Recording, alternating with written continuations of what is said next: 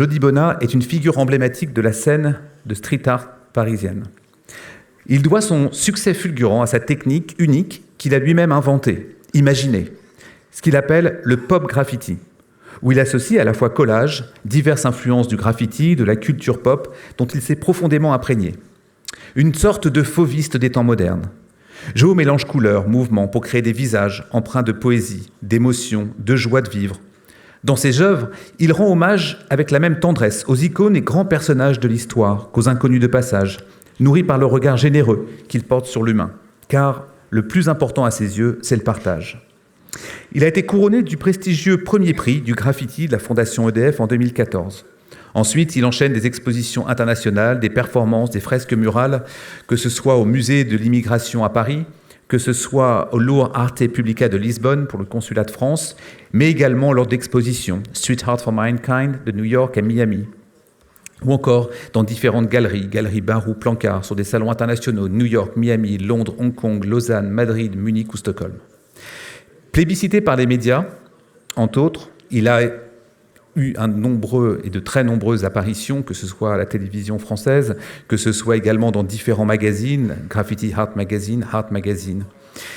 Il a été cité par le magazine de référence Art Steppers parmi les 10 artistes à suivre en 2016, dans le top 5 des street artistes préférés. Et il a fait la une du prestigieux New York Times pour son mur d'hommage réalisé au Petit Cambodge. Joe fait également partie des premiers street artistes au monde à avoir fait son entrée au siège des Nations Unies à New York en janvier 2017 et figure parmi les 25 artistes mondiaux représentés dans le guide de l'art contemporain de 2019 à 2024. Il a ensuite de nombreuses apparitions dans divers ouvrages et il a également été un des ambassadeurs volontaires pour les Jeux Olympiques Paris 2024, où il a fait peindre plus de 45 000 volontaires de Paris 2024. Et cela pour réaliser une des plus grandes collaborations artistiques du monde, avec 26 œuvres qui sont exposées sur les grilles de la ville de Paris pour l'exposition Les visages des Jeux. C'est un artiste hors norme que nous avons la chance d'accueillir, que nous devons chaleureusement remercier pour avoir fait ce qu'il a fait juste dans les murs de l'ESSEC. Je vous demande d'accueillir chaleureusement Jody Bonnat.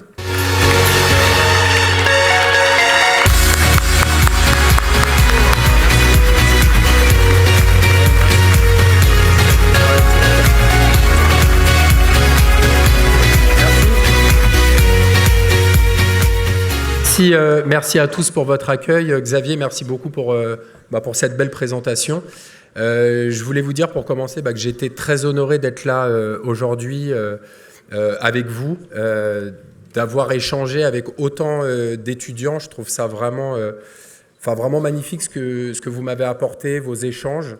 J'ai été très surpris aussi par vos questions. Et je voulais déjà, avant toute chose, pour commencer, vous rendre hommage et pour vous remercier, j'avais envie que vous vous applaudissiez là maintenant, parce que je vous ai trouvé vraiment géniaux, donc merci beaucoup. Merci. Et en fait, j'ai noté quelques petites questions que vous avez posées, mais j'ai trouvé ça absolument génial, parce que j'ai trouvé ça bien plus pertinent que les questions qu'on me pose dans 90 voire 100% des cas, c'est-à-dire combien de bombes de peinture tu as utilisé pour faire ce mur. Donc, ok, je trouve pas ça fou comme question. Ou alors, quelle est la question que tu n'aimes pas qu'on te pose? Donc, celle-là, voilà. Donc, je trouve que vous avez évité tout ça et qu'on est vraiment rentré, je dirais, dans l'intimité d'un artiste, de quelqu'un qui fait de nombreuses recherches. Et en fait, j'ai noté 2-3 petites choses que j'ai trouvées vraiment génial, parce que je trouve qu'on peut faire vraiment un pont, voire un parallèle avec votre cursus et peut-être vos futurs projets, ou vos projets actuels d'ailleurs. Vous m'avez parlé de mes remises en question, du saut dans l'inconnu, du courage de se lancer, du perfectionnement, de reconnaître et identifier un style, l'identité, la liberté, l'histoire, le message à véhiculer, le fait de retourner sa veste aussi. Pourquoi un artiste de graffiti qui vient du monde du graffiti vandal se retrouve à l'ESSEC aujourd'hui? J'ai trouvé ça assez fou, parce que dans chaque groupe, c'est une question qui est revenue. Peut-on garder un style indéfiniment? Gérer une image, la monétiser, l'image de marque d'un artiste, l'échec, les choix, les erreurs.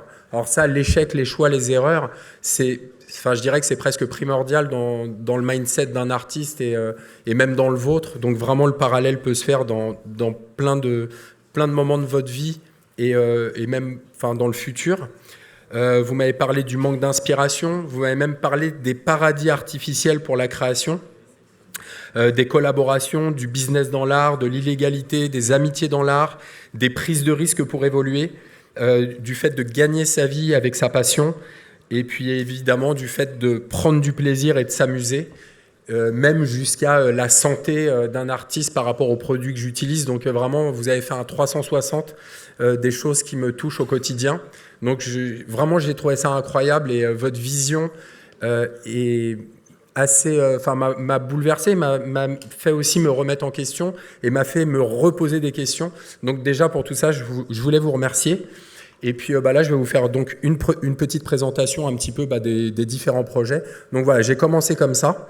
J'en ai parlé un petit peu à quasiment tous les groupes. Donc là, au moins, on a des images sur ce que j'ai évoqué avec vous.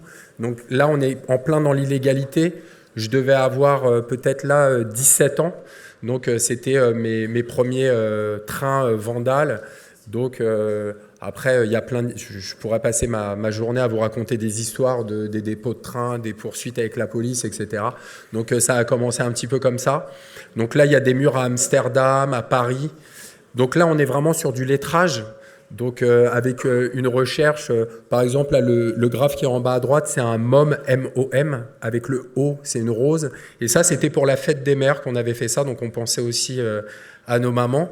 Le mur en haut à gauche, donc ça, c'était mon blaze de l'époque, quand j'étais jeune, donc je faisais A-N-O-Z-E, Anose, ce qui ne veut rien dire, mais c'était juste pour aller vite dans la rue et avoir un blaze, évidemment, pour pas qu'on m'identifie. Donc voilà, là vous avez l'exemple de ce qu'on faisait, c'est-à-dire les sketchs, donc les dessins qui sont en haut, et le graffiti qui correspond, qui est en bas.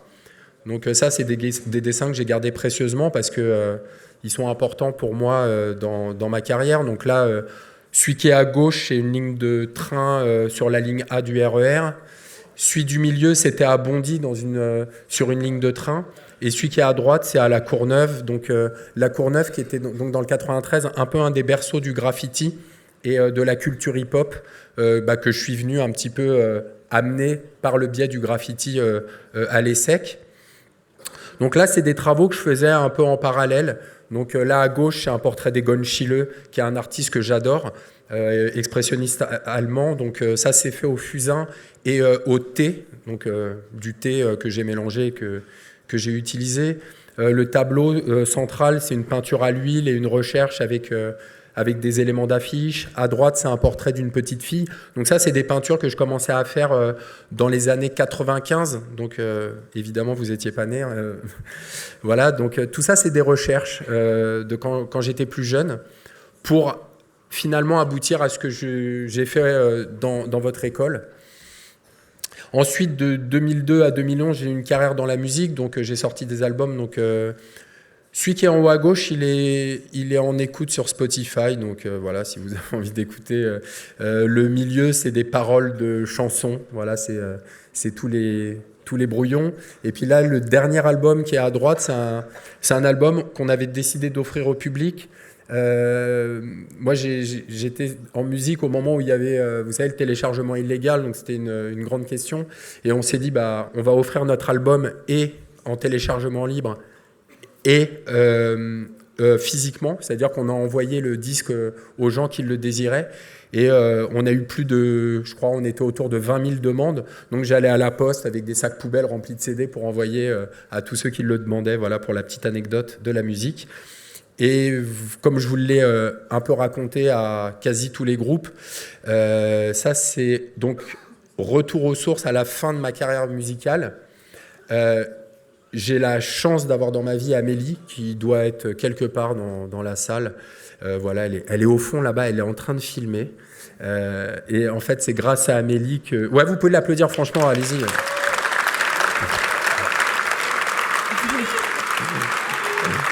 Ouais, elle déchire. Et en fait, Amélie, je lui ai offert la toile qui est à droite. C'est une toile clé dans notre carrière. Donc, comme vous voyez, c'est pas exactement ce que je fais aujourd'hui. Mais je lui ai offert cette toile donc à Noël en 2012. J'ai arrêté la musique à ce moment-là parce que mon groupe s'est arrêté. Et quand je lui ai offert cette toile-là, elle m'a dit « Mais écoute, pourquoi vu que ton groupe s'arrête et que c'est compliqué dans ta carrière artistique, pourquoi tu ne me ferais pas quelques toiles que j'irais démarcher en galerie ?» Donc, c'est parti de cette toile-là qui s'appelle Pink Lady parce qu'elle aime bien les pommes Pink Lady. Voilà. Donc, c'est cette toile Pink Lady qui a un peu changé notre vie.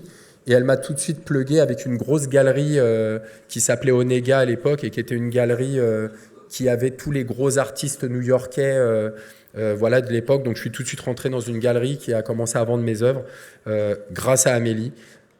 En 2012. Donc là, c'était ce dont parlait Xavier tout à l'heure dans sa présentation, le premier prix du graffiti en 2014, avec comme thème l'énergie dans ma ville. Et donc, j'ai fait cette toile qui est à gauche. J'ai essayé de faire une toile qui représente un peu la vitesse, les interconnexions. Donc la toile s'appelle d'ailleurs interconnexion, qui peut y avoir dans une ville, un peu comme des réseaux neuronaux qui peuvent circuler comme ça à toute vitesse. Je trouvais ça intéressant de dynamiser ça avec des couleurs. Et quand on éteignait la lumière, la toile apparaissait comme ça à droite. Donc j'ai eu le premier prix sans que le jury... il ne savait pas du tout que la toile s'allumait dans le noir. Donc pour moi, c'était ça qui avait fait que j'avais eu le premier prix. Et quand je leur ai dit, ils m'ont dit « Ah bon ?» mais donc ils ont éteint la lumière de la galerie. Elle s'est allumée, ils ont fait « Ah waouh, c'est génial, bah, t'as le prix 2 fois. » quoi. Donc c'était un peu voilà, une petite surprise pour eux. Ça, c'est un mur aussi important pour moi parce que c'est un mur phare dans Paris, qui est le mur Oberkampf. C'est un peu tous les artistes du monde entier veulent faire ce mur. Et voilà, j'ai été appelé en 2015 pour le faire. Et j'ai fait le portrait de cette jeune Yazidi pour rendre hommage à ce peuple qui, comme vous le savez sûrement, c'est un peuple syrien qui sont blonds aux yeux bleus mais qui se font assassiner cruellement. Donc c'était une manière aussi, comme je l'ai expliqué aussi à certains groupes, mes murs me permettent aussi de rendre des hommages, de dénoncer des choses sans être trop redondant, c'est-à-dire avec un côté pop qui est acidulé, qui peut même parler à des enfants, mais derrière il y a voilà, un hommage et un message malgré tout. Donc ça, c'est le mur qui a fait la une du New York Times donc en 2015. Et donc c'était un hommage. C'est en fait... Le petit Cambodge, il est vraiment sur la droite du mur, là où il y a eu les attentats et donc les terrasses. Et je vous avoue, quand j'ai fait ce mur-là, j'étais pas du tout dans la veine où je suis aujourd'hui avec vous, de faire un mur très coloré, etc.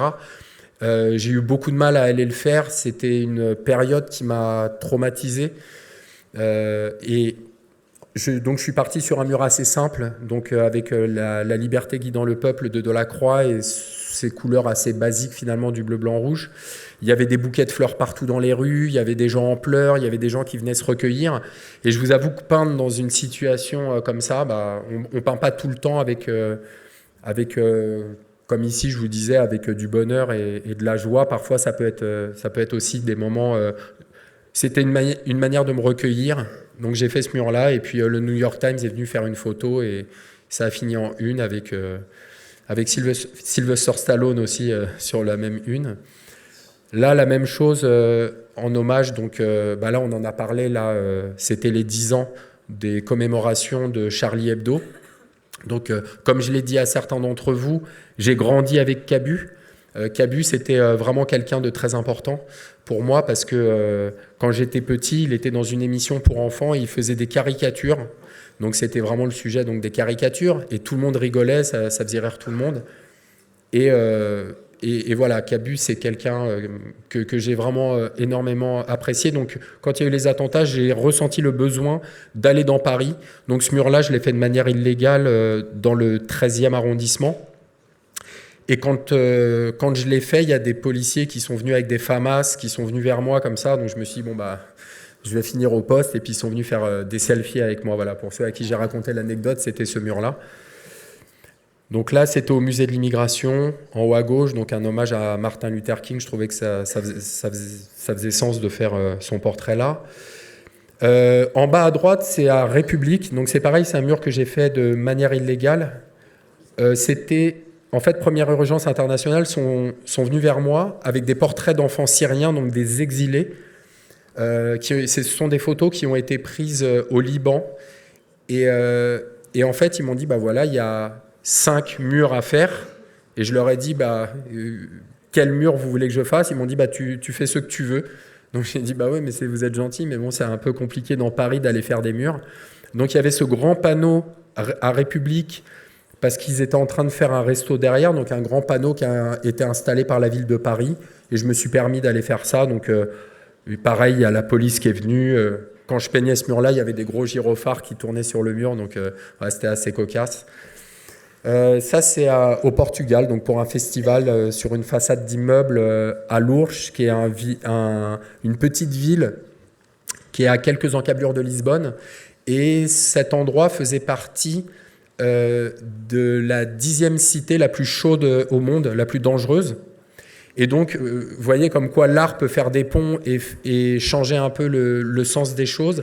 C'est qu'en fait, ils ont commencé à faire une façade. Donc, la ville s'est engagée à faire une première façade, puis une deuxième, puis une troisième. Et celle-ci, c'est la 73e dans la cité. Donc, quand on y va, alors j'aime pas trop cette expression, mais c'est vraiment un musée à ciel ouvert. Vous avez des œuvres partout.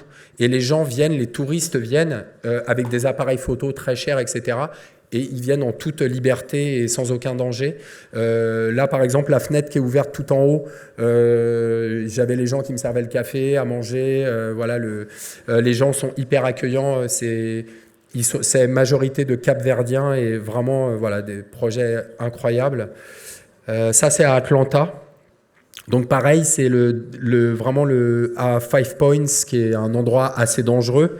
Et j'ai eu un accueil aussi de la communauté noire qui a été extraordinaire. Donc j'ai été appelé par l'ambassade de France pour faire ce mur. Voilà, donc c'était vraiment beaucoup de beaux moments de partage. Et il y a un vieux monsieur noir qui est venu me voir dans la rue à la fin et qui m'a dit « Waouh, ce mur, c'est les enfants d'Atlanta ». Donc je l'ai appelé ce mur « Les enfants d'Atlanta » pour rendre hommage à ce monsieur. Ça, c'était à Miami. Donc c'était à... Vous avez vu, je saute haut. Hein. Normalement, quand je mets cette... Attendez, on va refaire. Vous devez faire « Waouh, un truc de ouf ».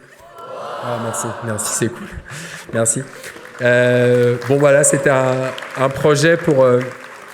Street Art for Mankind, donc une grosse ONG aux États-Unis. Et ça, c'est une œuvre donc, qui a été exposée au siège des Nations Unies. Là, c'est simplement un hommage à Amy Winehouse sur le Colors Festival, un festival qui a eu lieu à Londres, je crois que c'était l'année dernière. Je ne suis pas très fort en date, mais donc c'est un festival où vraiment les gens peuvent naviguer entre les pièces. Il y a des artistes, il y a beaucoup d'artistes et on peut se promener à l'intérieur, c'est entièrement en immersion. Ça, c'est toujours Street Art for Mankind, donc pareil, c'est un mur dans New York. Donc avec évidemment beaucoup de public, les gens viennent faire des photos, etc. Ça, c'était à Hong Kong. C'était, je ne sais plus, 2023, je crois. Amélie, tu aurais pu mettre les dates quand même dans ce slide, quoi, quand même. Donc voilà, donc ça c'est marrant parce que j'ai dit à Amélie l'ambiance que je retrouve à l'ESSEC, ce côté vraiment international avec l'Asie, l'Angleterre, enfin toutes les communautés qui se retrouvent, je trouve ça vraiment génial et on a ressenti un peu la même chose qu'ici dans cette école. Donc le côté international, on le ressent beaucoup ici, donc on trouve ça génial, on a eu l'impression de voyager. Ça, c'est un hommage à Michael Jackson que j'ai fait rue Robert Planquette et qui a été repartagé sur les réseaux sociaux, Facebook, Instagram, par la page officielle de Michael Jackson. Donc, j'étais super content qu'il le riposte. Ça, c'est un hommage à Simone Veil. Et donc, j'avais été contacté par la République française pour faire le timbre de la République. Au moment où je peignais à Atlanta, le mur que je vous ai montré. Et Et en fait, à ce moment-là, ils nous ont contactés pour nous demander, voilà, on aimerait bien que vous fassiez le timbre de la République. Et moi, je voulais faire ça en timbre, c'est-à-dire Simone Veil, donc qui s'est battue évidemment pour les droits des femmes, évidemment pour l'avortement, etc. Et je trouvais que mettre le bonnet phrygien, il y avait un sens, mais c'était pas possible par rapport au droit à l'image. Donc j'ai été le faire dans la rue. Et puis le timbre de la République, j'ai fait un portrait d'Amélie parce que j'avais pas le droit d'en parler à qui que ce soit. Et puis on a terminé deuxième, donc on n'a pas été sélectionné j'ai pas pu placer Amélie sur le timbre de la République. Donc voilà. Ça c'est le mur de la maison Gainsbourg. Donc pareil, c'est un mur que j'ai fait de manière illégale. Et puis le matin, il y avait Télématin, l'émission de télé qui sont venus le filmer. C'est un mur qui a été beaucoup relayé dans la presse. Charlotte Gainsbourg est venue faire une photo devant, donc c'était vraiment un honneur pour moi aussi que la famille Gainsbourg se l'approprie. Il y a eu aussi Bambou, Lulu qui sont venus faire des photos devant. Et puis voilà, c'est un mur dont je suis vraiment fier parce que voilà, les gens l'ont beaucoup apprécié. Et puis voilà, Gainsbourg, c'est un artiste que, malgré ses frasques, etc., je trouve que c'est un grand poète. Et puis Jane Birkin aussi. Ça, c'est Katy Perry, parce que j'aime bien Katy Perry. Ça reste entre nous. Et voilà, donc c'était pour un festival dans Paris, mais j'aimais bien ce regard comme ça, tourné vers le haut, un petit côté espoir. Et puis c'est Amélie qui a fait la sélection des couleurs, qui m'a dit, bah voilà, je vais te donner quelques couleurs et tu te débrouilles avec ça. Donc voilà, j'espère que je m'en suis plutôt bien sorti. Ça, c'est un des plus grands murs d'Île-de-France. Donc il était à 2 pas de Pulse, l'immeuble des Jeux Olympiques. Et en fait, c'est grâce à ce mur-là, en fait, finalement, que j'ai été sélectionné pour être ambassadeur l'année dernière du programme des volontaires de Paris 2024. Voilà, ils ont aimé ce travail et puis ils voulaient un artiste en fait pour être ambassadeur. Donc il y avait Grand Corps Malade qui était pour la partie musique, Anouk Garnier pour le sport et puis donc voilà, moi j'étais ambassadeur pour l'art et comme le disait Xavier tout à l'heure, j'ai fait peindre 45 000 volontaires et on a fait une collaboration. Je crois qu'il y a des photos après. Ça c'est toujours le Colors Festival, c'était à Paris, donc c'est un hommage aussi. Un petit peu comme j'ai fait ici à l'ESSEC, hommage aux femmes à travers Frida Kahlo.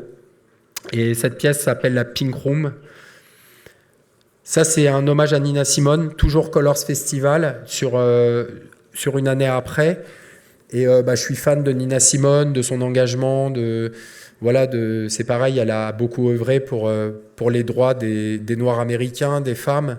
Et j'adore aussi évidemment sa musique. Et cette pièce-là, elle a été visitée par plus de 200 000 personnes pendant le festival. Donc ça a été un peu la pièce qui a été vraiment le plus plébiscitée. Donc j'étais vraiment content de ça. C'était une pièce qui était cachée derrière une porte. En fait, les gens rentraient et c'était tout en lumière noire. Donc il y avait cette atmosphère comme ça. Ça, c'est parce que, comme peut-être beaucoup d'entre vous, j'ai été super fan de Stranger Things, j'ai adoré cette série. Et sur un autre événement, donc toujours un Colors Festival, cette fois à Paris, j'ai fait une pièce avec... là, j'ai carrément éclaté des objets, fait tomber des choses. Il y a un vélo qui est accroché. Pour ceux qui ont vu la série, ils comprendront le vélo. Et puis pas mal de clins d'œil à la série. Et là, on a mis donc quelques collaborations. Donc ça, c'est une question qui est beaucoup revenue aussi dans les groupes qui sont venus me voir. Les collaborations qu'on peut faire en tant qu'artiste. Alors, je sais qu'il y a certains d'entre vous à qui ça pouvait poser problème qu'un artiste, justement, vous l'avez vu, je l'ai cité au début dans les questions que vous vous êtes posées. Mais ce côté, est-ce que tu ne retournes pas ta veste à faire justement une collab avec les Galeries Lafayette, avec Naturalia ? Alors, moi, je trouve que quand on est artiste, on peut se permettre plein de choses. Et ça, c'est que des beaux projets avec des gens super. Et j'ai passé vraiment des moments vraiment incroyables à faire ces collaborations. J'en ai refusé d'autres qui me plaisaient moins. Donc voilà. Ça, c'était avec Dalloyau. Donc, l'opéra, c'est vraiment le gâteau emblématique de Dalloyau. Donc, ils ont fait pour la première fois des encres qu'on pouvait consommer. Donc, quand vous achetiez le gâteau, vous pouvez le manger sans crainte et il y avait la boîte aussi customisée. Et ils ont même demandé à Amélie qu'elle choisisse ses parfums pour les petits macarons que vous voyez dans l'assiette. Voilà. Ça, c'est une collab avec Hello Kitty. Donc c'est vrai que Hello Kitty, c'est une des plus grosses licences au monde. C'est une licence plus importante que Disney et que Mickey. Voilà, c'est Sanrio, la licence Japon et la licence monde, avec aussi évidemment Hello Kitty et Hello Kitty Europe. Donc c'est assez énorme. Et d'être sélectionné pour ça, voilà, c'était un honneur pour moi. Et vu que je suis dans la pop culture et que mon travail, comme je vous l'avais expliqué aussi, c'est un mélange de pop art et de graffiti, là on est complètement dans le pop. Donc voilà Hello Kitty. Ça, c'était l'année dernière, le centre Beaugrenelle. Donc, j'ai eu un arc de triomphe de 7 mètres de haut en plein cœur de l'atrium du centre commercial. Donc, je trouve ça assez fou de mettre un gros truc d'art urbain comme ça à l'intérieur même d'un centre commercial. Et là, ce sont mes œuvres sur toile, parce que c'est aussi une question qui est beaucoup revenue. Est-ce que vous travaillez aussi d'autres choses que des murs? Donc là, alors à gauche, c'est un projet qui était une œuvre caritative pour les personnes à la rue. Et donc j'ai décidé cette fois de la faire sur carton, parce que évidemment le carton, c'était un peu aussi un clin d'œil au fait que ces gens-là en ont besoin pour pouvoir se coucher par terre. Et après, voilà, ce sont des œuvres. L'œuvre qui est à gauche, c'est une œuvre qui est rentrée dans la collection Agnès B. L'œuvre à droite, évidemment, hein, vous voyez ce qu'elle signifie aussi, c'est un petit peu... avec des couleurs, on peut mettre aussi des coups de poing, et ça, c'était un petit coup de poing, même s'il y a un cœur, contre le racisme. Voilà, ça, c'est des œuvres très pop, pop culture, Star Wars à gauche, Goldorak à droite. Vous connaissez peut-être pas forcément Goldorak, mais moi, j'ai grandi avec ça. Voilà, là, c'est sur une carte des États-Unis, donc Native American. Là, c'est des œuvres assez récentes que j'ai exposées à la Poste du Louvre il y a quelques mois. Et donc, on est sur complètement la pop avec Barbie, Lego. Et puis voilà, donc ça, c'est des portraits plutôt d'animaux, parce que j'aime évidemment aussi beaucoup les animaux. Il n'y a pas vraiment de message. Ça, c'est des toiles, des œuvres sur toile. Donc là, c'est ce dont j'ai déjà évoqué, l'ambassadeur pour les Jeux. Donc, j'ai eu la chance de porter la flamme olympique. Donc ça, c'était un moment vraiment exceptionnel, parce qu'il y avait une ville, donc moi, c'était à Meaux.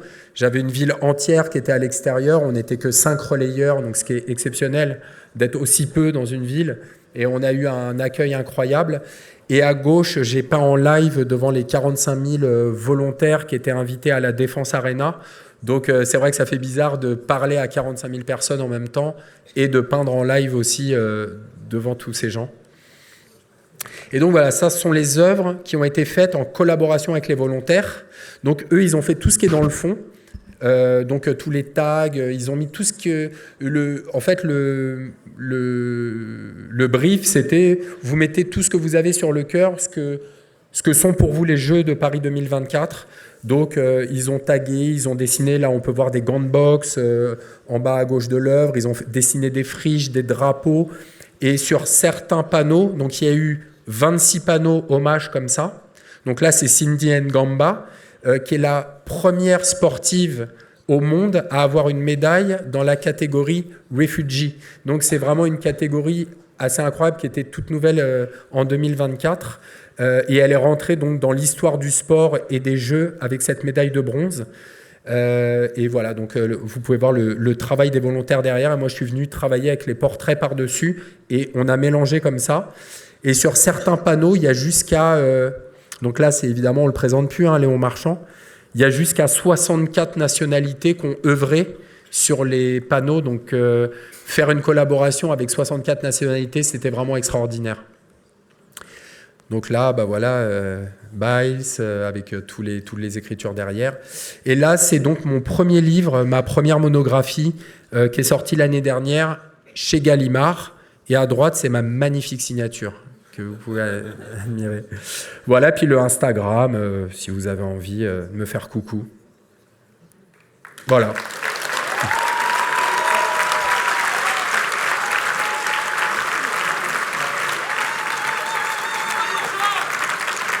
Merci beaucoup. Désolé, c'était peut-être... Enfin, j'ai vu que j'ai pas énormément de temps non plus, donc j'ai essayé de tout vous décrire. J'espère que c'était pas so boring et que ça vous a plu. Et en tout cas, je trouve, pour aussi vous répondre, parce que c'est une question qui est revenue aussi tout le temps, être ici avec vous, je trouve que un pont entre l'art et une école de business, ça pose aucun problème. L'art, c'est aussi du business. Pour moi, c'est pas du tout un tabou. Il y a plein de métiers, business, art.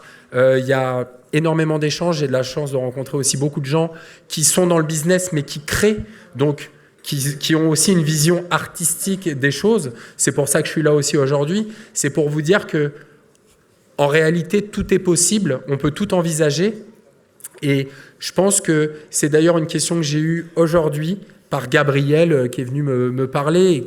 J'ai eu un échange vraiment intéressant et qui justement me disait quel pont on peut créer justement, est-ce qu'il y a un sens pour un artiste, qu'est-ce que toi tu en retiens aussi.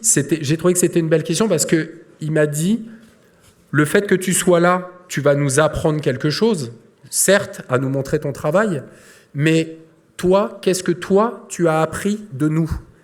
Ce que je trouve vraiment intéressant, moi, en fait, j'ai appris beaucoup justement à travers vos questions. Et le fait d'être là aujourd'hui aussi avec vous, moi, dans mon travail d'artiste, c'est un nouveau step et ça va me permettre aussi d'évoluer, de progresser grâce à tous les échanges qu'on a eus. Donc, pour tout ça, je voulais vous redire encore merci et vous dire que c'est un grand honneur pour moi d'être avec vous aujourd'hui. Merci.